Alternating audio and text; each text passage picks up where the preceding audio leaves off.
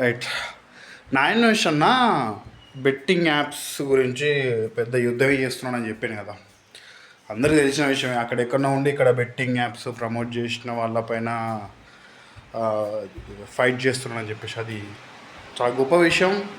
అందరూ దానికి సపోర్ట్ చేయాల్సిందే. నేను కూడా సపోర్ట్ చేస్తే అందరు సపోర్ట్ చేయాల్సిందే. ఆ విషయంలో అసలు తప్పే లేదు. ద పాయింట్ ఏంటిదంటే అన్వేషణ, ఈరోజు నిన్న అంటే ఈరోజు 25th ఐ థింక్ 24th నువ్వు ఒక వీడియో తీసినావు. ఎవరి విఆర్ రాజు మీద ఒక వీడియో చేసినావు. బెట్టింగ్ యాప్స్ ప్రమోట్ చేస్తున్నాడు, ఈ విధంగా ఒక 10 lakhs స్కామ్ చేసిన అని చెప్పేసి ఒక వీడియో తీసినావు. It's fine, okay. Betting apps promote చేయడం వల్ల నువ్వు అవి చేసినావు, ఓకే. నువ్వు ఎప్పుడైతే బెట్టింగ్ యాప్స్ గురించి మాట్లాడుతున్నావో అప్పటి నుంచి విఆర్ రాజు అన్న బెట్టింగ్ యాప్స్ ప్రమోషన్ బంద్ చేసేయండి. బట్ ఐ నువ్వు చేసినావు, ఫైన్. దానికి ఆ పాయింటే కదా, దాన్ని ఏమంటాడు.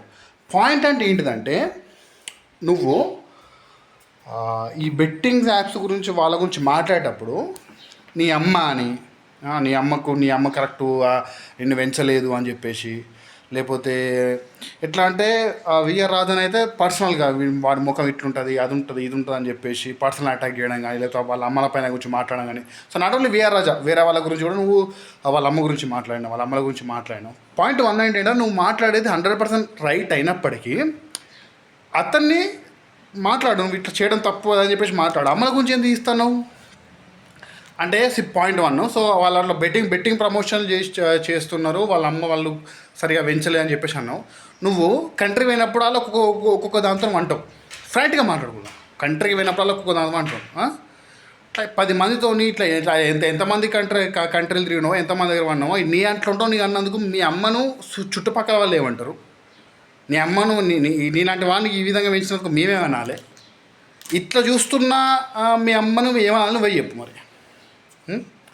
అండ్ ఇంకోటి ఏంటంటే, పర్సనల్గా ఇప్పుడు నిన్న విఆర్ రాజు నువ్వు మూతెట్లుంటుంది, ఇట్లా పెట్టుకుంటావు అట్లా పెట్టుకుంటావు అన్నావు. నువ్వు ఎట్లుంటావు? ఏడ్స్ వచ్చిన లెక్కుంటావు కదా, నీకు బట్టతల ఉన్నది, ఏడ్స్ వచ్చిన లెక్కుంటావు కదా. నేను కరెక్ట్ ఉన్నావు, నువ్వు కరెక్ట్ ఉన్నాడు, ఎవరికి ప్రతి ఒక్కరికి ఒక్కొక్క డిఫెక్ట్ అనేది ఉంటుంది. అంత ఉన్నా లేకున్నా దాన్ని మనం అట్లా పాయింట్అవుట్ చేయడం 100% రాంగ్ కదా. నువ్వు ఏ విధంగా పర్సనల్గా అటాక్ చేస్తావు, వాళ్ళ అమ్మల గురించి మాట్లాడతావు. మరి నీ అమ్మ గురించి మాట్లాడాలంటే మేము మాట్లాడనీకు రాదా? అవునా? నువ్వు బెట్టింగ్ యాప్స్ ప్రమోషన్ చేసే వాళ్ళ గురించి 100% చేస్తున్నావు, ఓకే ఫైన్, 100%. దానికి 100% ఒప్పుకుంటా. మరి వీళ్ళను అమ్మ ఇది అని చెప్పేసి అంటావు కదా. చాలామంది హీరోలు, చాలామంది బడా నాయకులు వాళ్ళు కూడా ప్రమోట్ చేసిర్రు.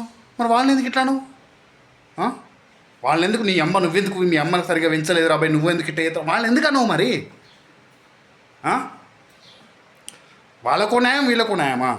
నువ్వు చేసింది 100% రైట్ అన్నా. నువ్వు మాట్లాడే పాయింట్, మాట్లాడే సబ్జెక్ట్ అనేది 100% రైట్. ప్రతి ఒక్కరు నిన్ను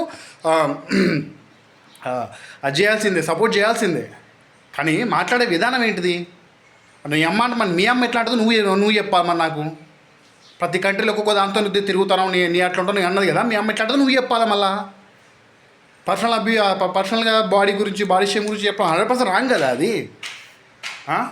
నువ్వు బయట వాళ్ళ గురించి మాట్లాడేటప్పుడు నిన్ను నువ్వు చూసుకోవాలి కదా ఫస్ట్. నువ్వు 100% క్లీన్ చీట్ అయితే కాదు కదా. నువ్వు కూడా అది అప్పట్లో స్టాక్ మార్కెట్ గురించి 100 చెప్పినావు. నేను అది టెంప్ట్ నేను 10-15 నేను పోగొట్టుకున్నా. నువ్వు ఎప్పుడైతే చెప్పినావో దాని తర్వాత ఫ్యూ డేస్లోనే స్టాక్ మార్కెట్ మొత్తం కుప్పకూలిపోయింది. ఇవన్నీ ఇంటర్లింక్ చేయొచ్చు కదా, మేము కూడా మాట్లాడవచ్చు కదా వీటిపైన. సరే, నువ్వు మాట్లాడే సబ్జెక్ట్ కరెక్ట్ అయినప్పటికీ నువ్వు ఈ విధంగా మాట్లాడు 100% రాగానే తప్ప, 100% తప్పది. వాళ్ళ గురించి, వాళ్ళ బాడీ షేమ్ గురించి మాట్లాడు 100% తప్పది. ఫస్ట్ నిన్ను నువ్వు చూసుకో అన్న. నువ్వు చాలా పెద్దవాడివి, ప్లస్ చాలా కంట్రీ తిరిగినావు, ఎక్స్పీరియన్స్ ఉంది, అన్నీ చూసినావు. తప్పేదో ఒప్పేదో నీకు తెలుసు, అన్నీ తెలిసినావు. నువ్వు ఈ విధంగా మాట్లాడడం నిజంగా బాగా అనిపిస్తుంది. యాజ్ ఏ సబ్స్క్రైబర్గా ప్లస్ ఫాలోవర్గా, మీ అభిమానిగా నిజంగా నాకు బాధ అనిపిస్తుంది ఈ విధంగా నువ్వు మాట్లాడడం. ప్లీజ్ అన్న, నువ్వు ఇంకోసారి ఇట్లా మాట్లాడు ప్లీజ్.